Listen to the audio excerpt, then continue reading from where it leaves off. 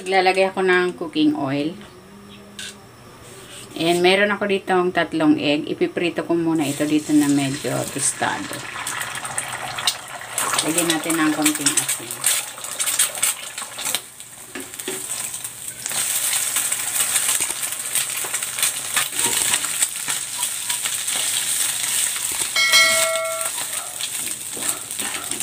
Ayan, itatabi ko muna ito. Gisa ko na tong luya.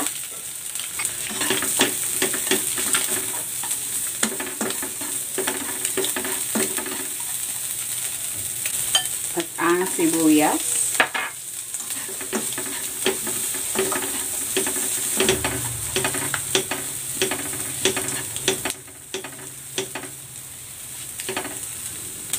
Ilalagay ko na rin itong white part ng onion leeks.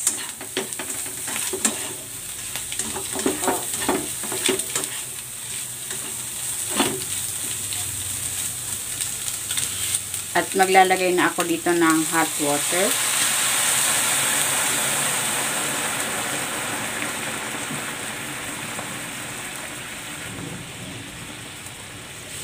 Timplahan ko ito ng asin,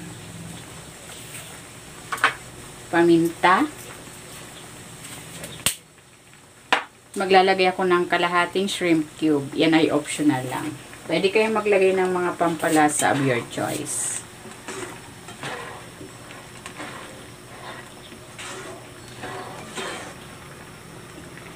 And then, ilalagay ko na itong tokwa. Ito ay 2 peraso. Niwa ko lang into cubes.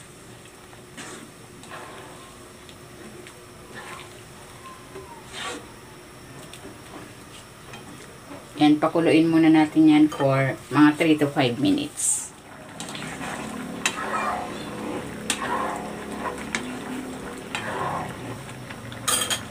Ilalagay ko na itong Chinese cabbage.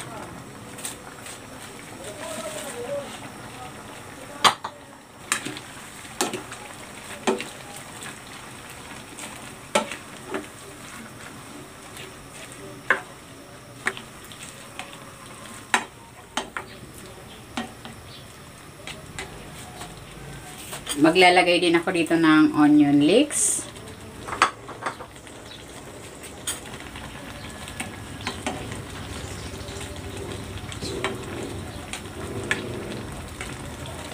Ayan, luto na itong ating cabbage and tofu soup. Hahanguin ko na ito.